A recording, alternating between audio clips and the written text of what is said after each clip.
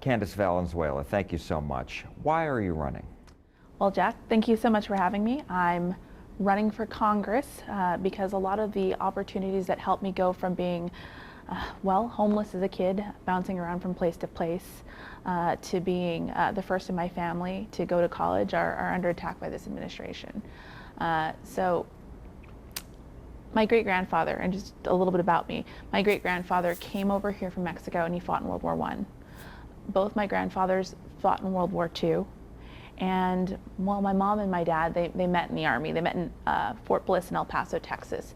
And my dad used to jump out of planes and my mom used to fix them. But as I said, things didn't always go well. And we ended up homeless and bouncing around. Sometimes we lived on relatives' couches. We lived in a homeless shelter. And I think at our worst point, I think at the very earliest point, my brother and I were 4 and 1. We lived in a kiddie pool outside of a gas station. But my mom was able to pull things together through some key programs. We got housing from HUD. We got food stamps in the form of the Lone Star card. And when my mom figured out it conferred some stability, she figured out that she should keep us in the same cohort of schools.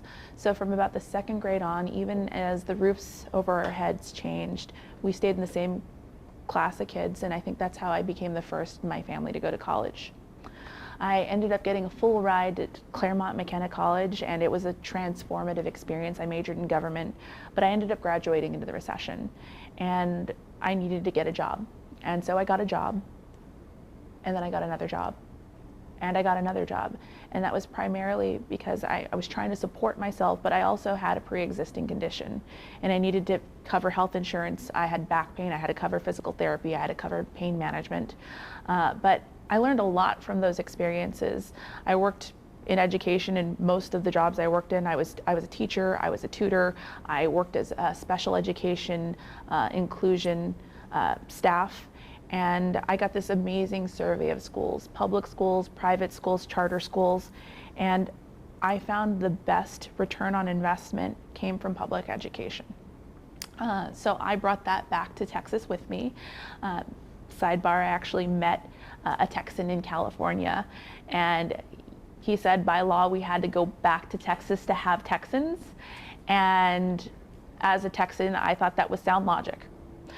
So we ended up moving back here, and I started looking at our public schools, specifically where I moved in North Dallas. And I felt like there were things that were going well, but there were things that were sort of out of step with the challenges that district was facing at the time, Carrollton Farmers Branch. We had a school board that wasn't quite representative of the majority minority school district, wasn't quite representative of the at-risk status of the kids. A lot of them were at or near poverty. I had a lot of experiences with that, so I ended up signing up to run for the school board, and folks told me I couldn't do it. I wasn't the right height. I'm not an attorney. I wasn't on the PTA for a sum total of 50 years, and by the way, they never asked the men that. But when I was thinking about my experience, my training, my background, I felt that even if I wasn't the perfect person for that job, I really loved it. And so I became very process-oriented. I knocked on doors. I had a 1-year-old at the time, and there were days I would work all day, I would pick him up from daycare, I would nurse him in the parking lot, and then I would run off to a candidate forum. Or I would strap him to my back, and I would take him with me to knock on doors. And he started to become verbal right around that time. There was a point at which I was toweling him off after giving him a bath, and he looks up at me and he says, "My name's Candace Valenzuela. I run school board." So, he's been a big part of this process and a big part of my leadership here, and I couldn't be prouder. And after a couple of months of this, I ended up defeating an 18-year Republican incumbent, and I brought together many members of the community, people that folks wouldn't have necessarily expected came through to support me and vote for me. And they supported me throughout my time on the school board, and my time on the school board has been incredible. We've been able to do great things working together. We've put fine arts academies in our elementary schools, STEM academies in our elementary schools.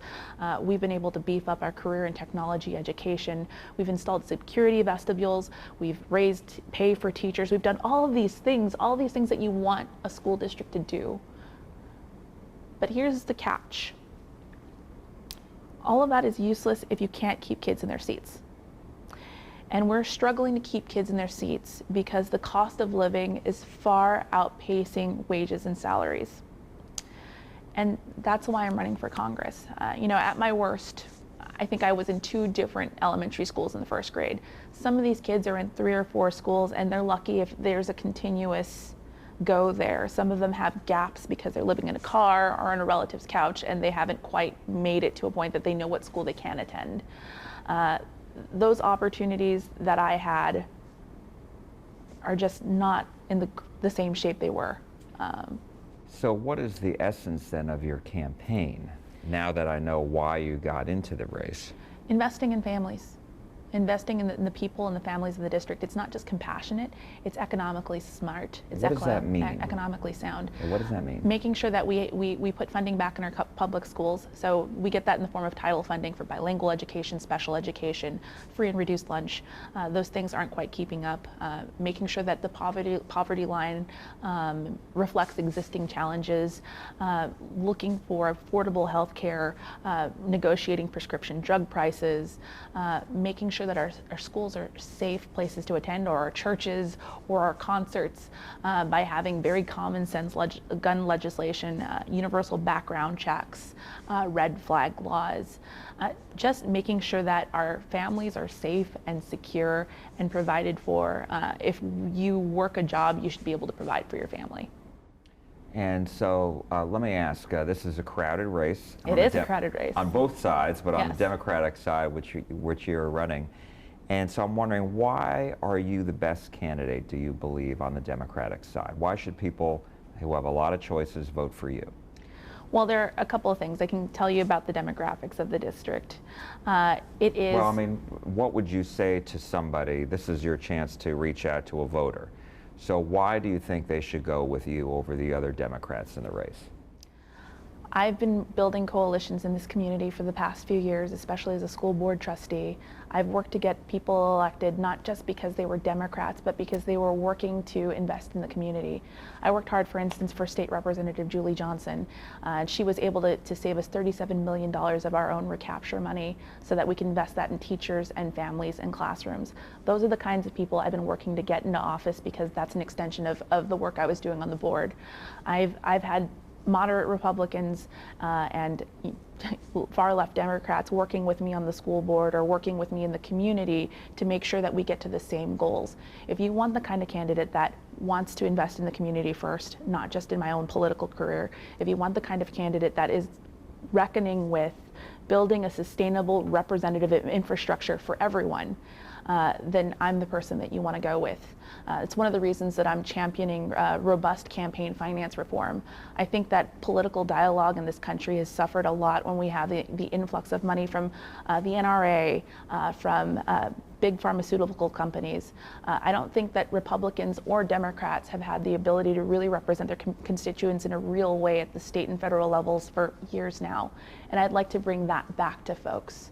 And that's what people know about me, that I'm honest and that I listen to everyone and that I want people to be heard.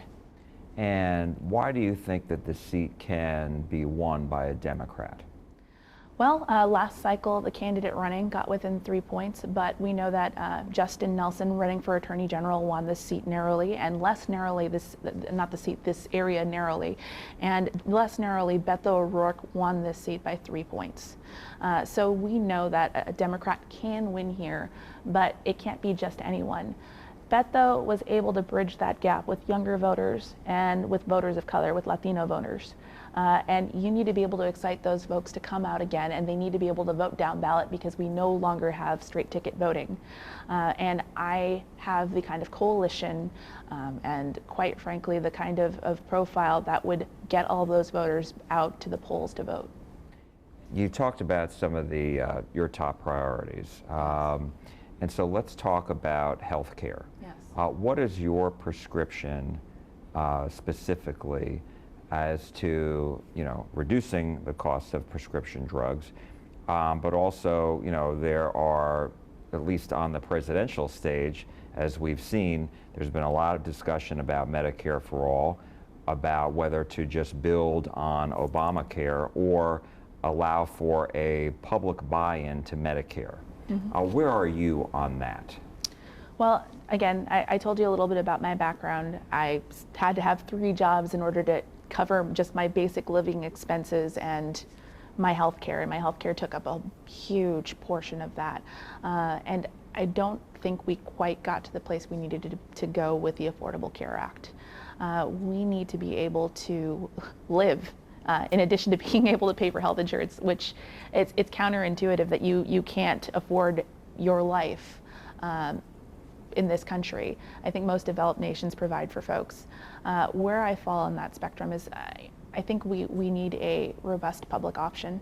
I think that we need to take the profit motive out of it, and that's one of the things that we can do to get folks covered and have a competitive choice for folks that want to be able to be covered under a government option. Does that, under your plan, I hear you say take the profit out of it. Does that mean that people have to come off their private health plans? I think that people should have the choice. I think that people should have a choice that doesn't have a profit motive involved. And I understand why people would be wary of doing something like a Medicare for all. Again, I'm the daughter of 2 veterans. I have sat through hours and hours at hospitals, at military hospitals, or with my mom at the VA. I have a friend right now who's got a critical surgery and is facing an inexplicable delay on his care, and it's going to cost him pretty significantly. So I can see folks being afraid of that kind of health care. And I think one of the biggest problems with the VA healthcare is that it's underfunded, and that's because a lot of private interests want to break the VA so that they can privatize the entire thing. And that's one of the reasons, again, it all comes back to this. If we want great healthcare, if we want real gun reform, if we want bold climate action, it all comes back to campaign finance reform and having those big corporations not in the putting money in the pockets of our politicians. Let me just ask you about prescription drugs, because you had mentioned a little bit about that. What's your idea on that? I think we should allow the government to be able to negotiate for better prescription drug prices. I think we have an awareness that in other countries, same drugs, same companies, it's significantly cheaper to buy those drugs. Life-saving drugs, our insulin prices are through the roof here, and it's just profit. There's no new research on insulin. We know what it is. We need to be able to negotiate it for something reasonable, something that is, again, aligned with the cost of living for most Americans, so that they can continue to live with their health care. You mentioned gun restrictions. Yes. And universal background checks. Yes. There is obviously opposition to that by most Republicans. So how, if you are elected, would you try to reach across the aisle and try to seek compromise, or would you? I think that when you say most Republicans, you might be talking about most elected Republicans, because most Republicans. That's what I'm talking, in Congress. Okay, in Congress, yes. So I mean, most Republicans, most Americans agree that we need to have universal background checks. And I've talked to a lot of responsible gun owners. I am from a family of responsible gun owners. And it's something that I think we need to have broader discussions about. The way that I would work with folks in Congress is I would just sit down with them and talk to them and hear them out and see where they are with things, and then try to go from there. Quite frankly, I'm working really hard to make sure that people who do get into public office are the ones that are representative of the people there. That's part of my broader organizing and organization. But it's all a matter of sitting down and talking and assessing the situation. I've been able to reach across the aisle and work with folks on my school board, and even though it's a nonpartisan body, people still come to the table with their own partisan interests. But all of the folks that I've worked with were rooted in investing in children and the community. And if we start from where we're invested and go from there, I think that we're able to find compromise. And let me ask you, you mentioned climate change. What are your ideas to try to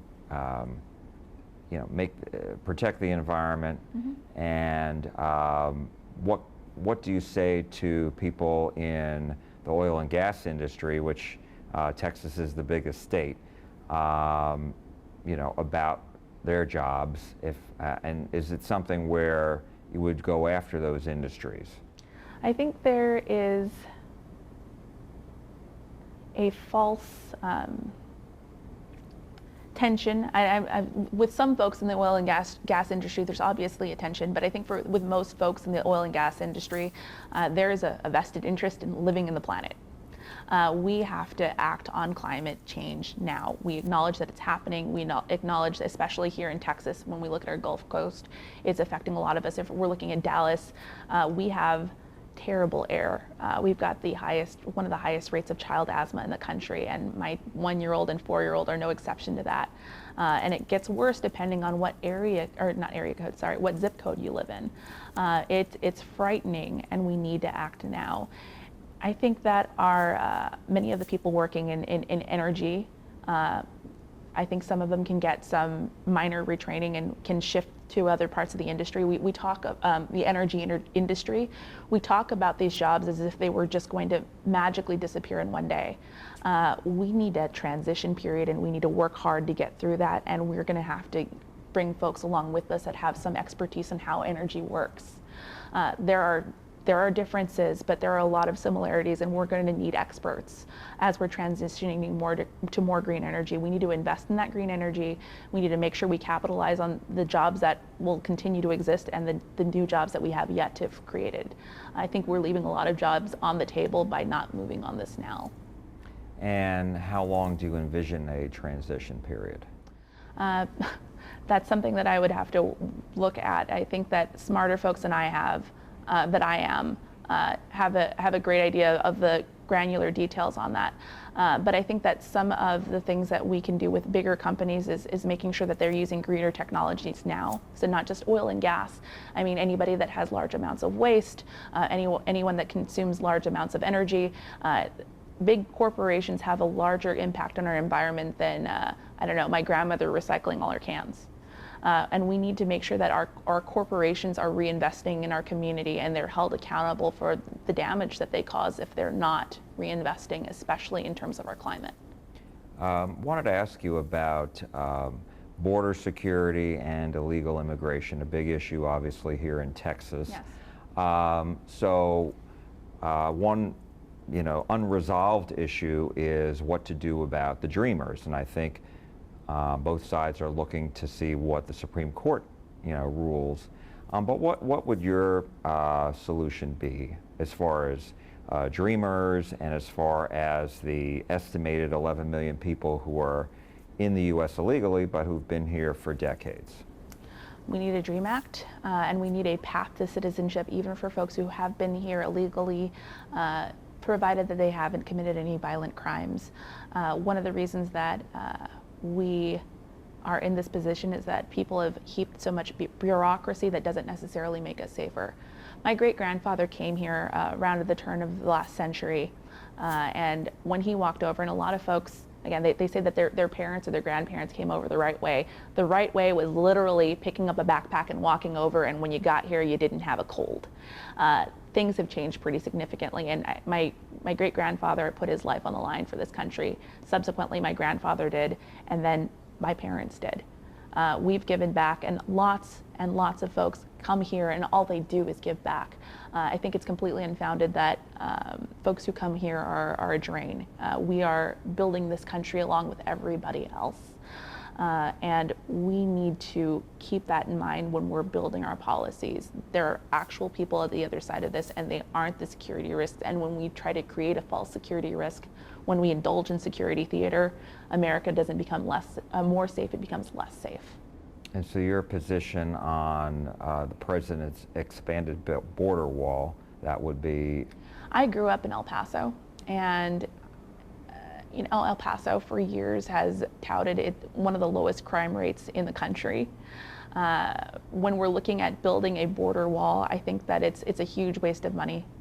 Quite frankly, we have so many places where we need to be investing in our infrastructure, our waterways, our roadways, all these things that make us secure, safer, and build on our economic prosperity. A wall, especially one that's going to have significant vents, because flash flooding does happen in El Paso, and we saw that huge section of border wall fall, is not going to make us any safer, and it's not going to contribute to our greater prosperity. It's going to make a couple of wealthy contractors just a little bit more wealthy, and it's going to come out of all of our pockets. We've all seen the impeachment process take up so much, really a lot of media time in Congress, a lot of attention. Now that it's over, what do you think should come next? I think that the American people should make a decision. What kind of country do we want to see? What kind of people do we need to see in office? If this is the business they want, then that's their choice. And if this isn't the business they want, they need to come out and vote. They need to knock on doors, they need to make phone calls, and they need to make sure that they know that their representation is worth their country, the legacy of this country. And I'm seeing a lot of people step up to that task, and I'm so proud of many of the Americans, many of the Texans who are either stepping up to run or making sure that we have great people get into this process. Candace Valenzuela, thank you so much for your time. Thank you so much, Jack. It was a pleasure talking with you. Appreciate it.